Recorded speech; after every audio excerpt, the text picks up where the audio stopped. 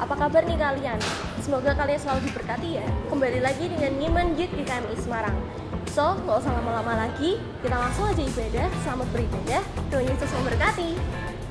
Shalom teman-teman, jumpa lagi di Ngiman, ngobrol asik firman Tuhan. Kita bersama-sama mau hadir ke hadirat Tuhan, kita mau menyembah Tuhan, kita mau naikkan pujian kita yang terbaik bagi nama Tuhan. Mari kita bersama-sama memuji dan menyembah.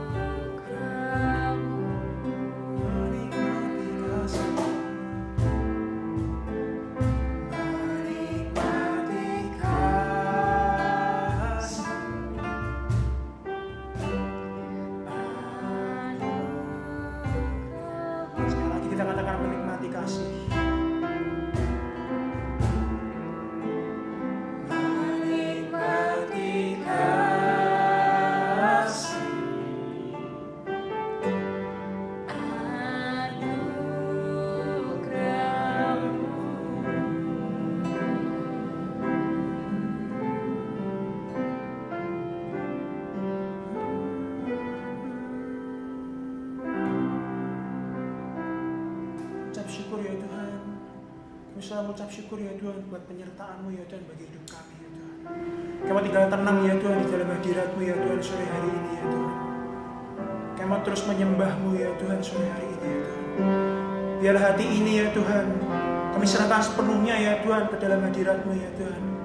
Biar hati ini ya Tuhan kami serahkan sepenuhnya ya Tuhan untuk-Mu ya Tuhan. Kami serahkan ke dalam tangan-Mu ya Tuhan.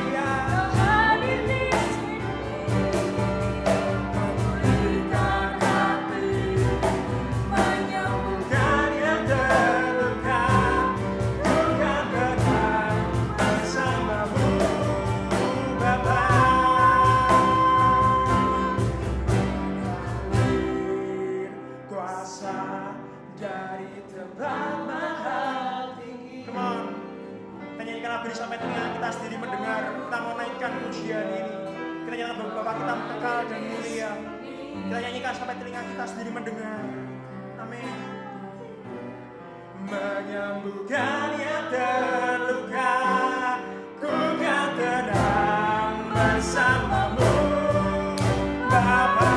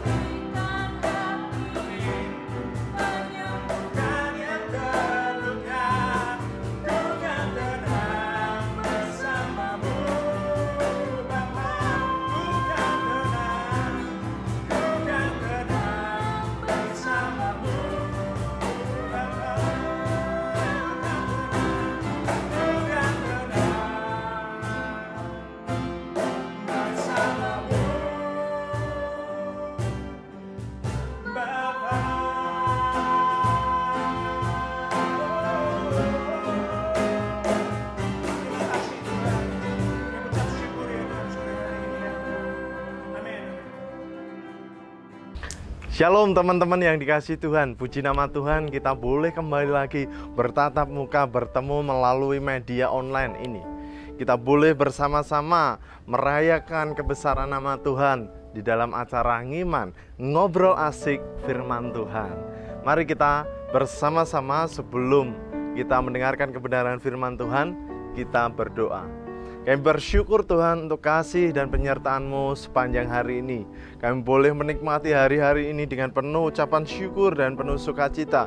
Kami tahu Tuhan Engkau memelihara hidup kami. Engkau sudah memberkati kami dalam pekerjaan-pekerjaan yang kami lakukan.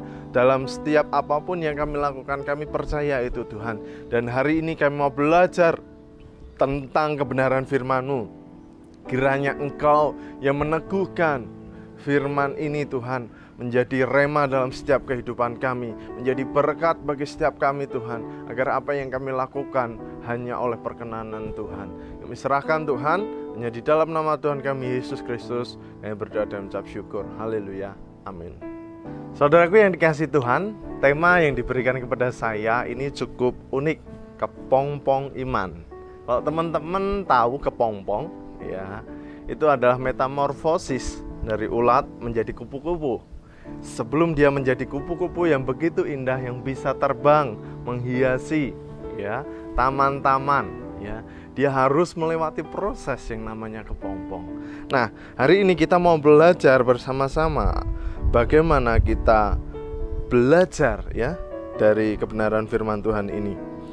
Nah, kepompong iman ya tema yang diberikan kepada saya.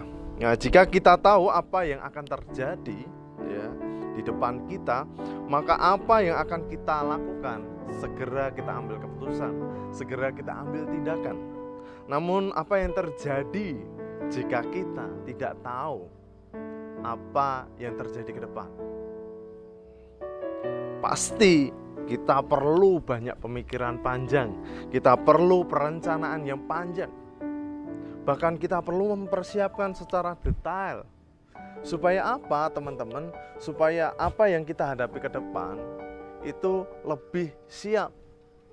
Nah, begitu juga tentang kehidupan ini. Semuanya bisa saja tidak terduga. Kita sudah persiapkan baik-baik, kita sudah persiapkan matang-matang. Malah gagal. Tiba-tiba gak jadi. Misalnya udah janjian malah dibatalkan. Udah kasih harapan malah diabaikan. Udah nyaman tiba-tiba malah ngilang. Yaitu realita saudara. Itu yang kita hadapi setiap kali kita ketemu dengan orang-orang seusia kita ya. Kita kan masih usia belasan, 20-an begitu, masih dekat begitu ya dengan banyak hal tentang suasana hati, bagaimana berrelasi dengan lawan jenis kita begitu. Nah, hal ini menimbulkan apa teman-teman? Rasa kekecewaan. Kita sudah ya janjian, sudah kasih harapan, sudah merasa nyaman begitu. Tiba-tiba ngilang gitu, tiba-tiba ditinggalkan gitu. Nah, karena banyaknya kegagalan-kegagalan ini, apa yang kita dapati? Yang kita dapati adalah kekecewaan. Kekecewaan yang kita dapati ini akhirnya membuat kita menjadi takut, membuat kita bimbang. Pasti rasa takut dan rasa bimbang itu selalu menghantui kita. Termasuk rasa takut apa? Tentang masa depan yang akan kita hadapi. Mudah menyerah dan akhirnya kita pasrah. Kita takut melangkah ini dan itu. Di tengah kondisi yang tidak terduga ini teman-teman, apa yang bisa kita lakukan? Mari kita belajar tentang kebenaran firman Tuhan yang diambil dari Efesus pasalnya yang ketiga ayat 20 dan 21. Saya akan membacakan bagi teman-teman semuanya. Bagi Dialah yang dapat melakukan jauh lebih banyak daripada yang kita doakan atau pikirkan, seperti yang ternyata dari kuasa yang bekerja di dalam kita. Nah, saudaraku yang dikasihi Tuhan, Paulus mengingatkan kita bahwa Allah akan melakukan bagi kita bukan saja lebih dari apa yang kita doakan, apa yang kita minta daripadanya, tetapi bahkan jauh melebihi apa yang kita pikirkan. Nah, janji ini kita dapati karena kehadiran, kuasa dan kasih karunia Roh Kudus yang bekerja di dalam hidup kita. Seringkali kita sebagai manusia takut karena apa? Karena kekecewaan, karena kegelisahan, karena bimbang yang menghantui pikiran kita, sehingga kita takut menatap masa depan. Rasa kecewa dengan hubungan yang sudah kita bangun dengan lawan jenis kita, mungkin dalam sebuah relasi-relasi yang kita bangun yang menimbulkan rasa kecewa karena kita gagal membangun sebuah relasi dan lain sebagainya, itu membuat kita takut menghadapi sesuatu. Kita mau melangkah saja takut. Nah, bukankah kita orang-orang beriman? Akankah kita datang dengan ketakutan atau kita datang dengan iman? Jika kita melihat ayat yang barusan kita baca, teman-teman yang dikasihi Tuhan, seharusnya kita belajar menumbuhkan iman. Itulah yang kita mau bangun. Mari kita bangun iman itu di dalam diri kita. Kita bangun rasa kepercayaan diri kita di dalam Tuhan. Mungkin saudara pernah mengalami kekecewaan, mungkin saudara pernah mengalami kegagalan. Seperti apa yang saudara alami, yang saya alami di masa-masa lampau. Percayalah saudara, ketika kita punya iman, rasa ketakutan itu bisa dilawan. Nah, yang kedua, yang menarik di sini, kita mau belajar ya, bagaimana kita harus proaktif memutuskan untuk bertekun dalam iman. Sebagai orang-orang beriman, kita harusnya selalu tekun di dalam iman. Rasa takut ini sudah mulai kita redam dan kita mau melangkah demi mewujudkan setiap keinginan atau kerinduan kita. Nah, jika demikian, apa yang masih kita takutkan lagi? Ya, mari kita coba apa yang disampaikan Paulus. Di dalam doanya Paulus itu, Paulus menyatakan pujian, menaikkan kemuliaan bagi nama Tuhan. Mungkin di dalam doa-doa kita sudah biasa untuk menaikkan permohonan-permohonan.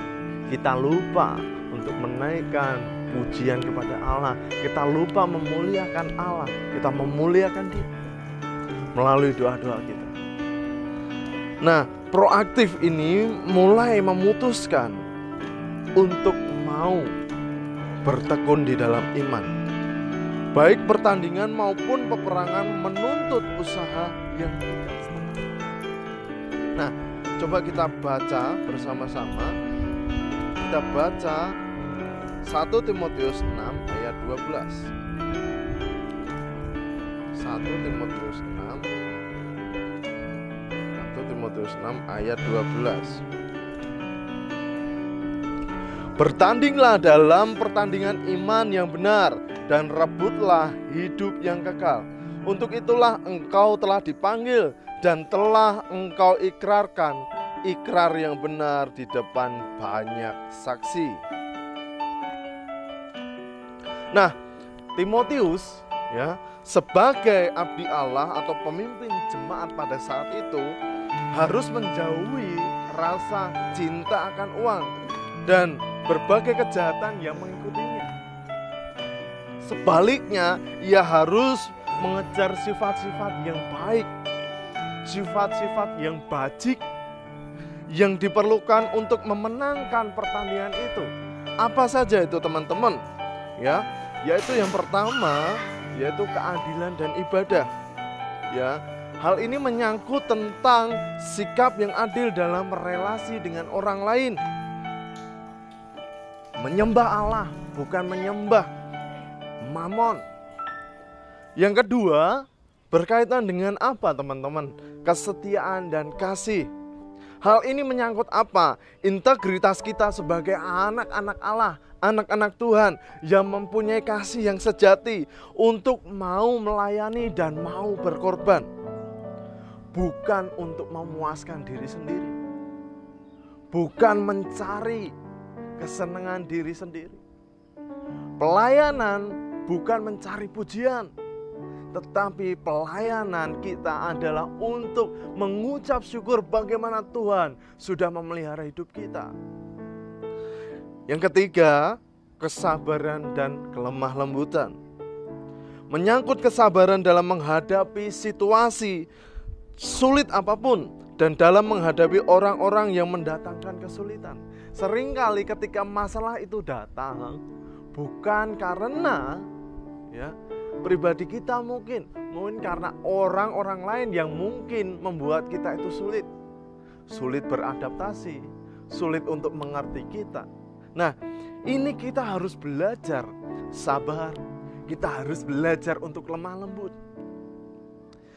Kristus mengajarkan kita supaya kita jangan dikuasai oleh diri kita, yaitu kedagingan kita. Namun sebaliknya, Kristus mengajarkan kepada kita untuk menaklukkan diri kita kepada Tuhan. Sama seperti Kristus telah menundukkan dirinya di atas kayu salib. Dia rela mati untuk kita, menebus kita semua. Nah, saudaraku yang dikasihi Tuhan, dari sini kita semua belajar bagaimana kepompong iman kita tumbuhkan. Untuk menjadi sesuatu yang indah, kita perlu dorongan yang keras. Kita perlu bangun iman, ya. Kita perlu kuatkan iman kita. Kita perlu tindak lanjuti iman kita supaya kehidupan kita menjadi lebih baik. Percayalah saudara, masa lalumu tidak akan menjadi masa depanmu. Masa lalumu yang kelam tidak akan menjadi masa depan yang kelam juga. Yakinilah bahwa sesuatu yang kelam di masa lampau tidak akan terjadi di masa depanmu. Tetap percaya kepada Tuhan, tetap beriman kepada Tuhan, supaya kita bersama-sama bisa menjadi pribadi-pribadi yang dimenangkan oleh Tuhan. Mari kita berdoa bersama-sama. Kami bersyukur Tuhan, Engkau telah memperbarui hidup kami. Kami belajar Tuhan untuk melawan ketakutan yang kami alami. Kami belajar untuk melawan kegelisahan hidup yang kami alami Tuhan. Mungkin saat ini kami menerpa setiap permasalahan yang ada Tuhan. Kami melewati masa-masa sulit di masa pandemi COVID-19 ini Tuhan. Tetapi kami percaya kami punya Allah yang begitu luar biasa, menguatkan setiap hati kami. Pakailah kami semua Tuhan menjadi umat-Mu yang bisa diandalkan, yang percaya kepada Engkau sepenuh hati. Hanya di dalam nama Tuhan kami Yesus Kristus, Engkau memberkati anak-anak muda ini Tuhan menjadi pribadi yang berkenan di hadapan Tuhan. Haleluya, amin. Gimana nih teman-teman? bagus banget ya apa yang disampaikan Kak Erwin tadi. Nah, bagi kalian yang masih merasa takut, cemas, bimbang, mending buang deh itu, buang. Percayalah bahwa Tuhan selalu hadir memberkati buat kalian, dan jangan sampai kalian lupa beriman. Karena kuncinya berdoa, beriman, dan berusaha. Karena pada hakikatnya iman tanpa perbuatan adalah mati. Oke, sekian Ngiman pada hari ini. Jangan lupa like, comment, and share ke seluruh teman-teman kalian, supaya teman-teman kalian juga dapat berkat sesuai dengan apa yang kalian dapat. Jangan lupa untuk subscribe juga, klik tombol notifikasi di atas supaya kalian dapat notifikasi dari ngiman-ngiman selanjutnya. Oke, bagi kalian yang memiliki kritik dan saran, silahkan tulis kolom komentar supaya kita bagi pembuat konten bisa memiliki ide-ide bagus dari kalian juga. Saksikan terus Ngiman di channel Youth Nathanael GKMI Semarang, dan jangan lupa beriman ya teman-teman. Selamat bertemu Ngiman selanjutnya. Tuhan Yesus memberkati.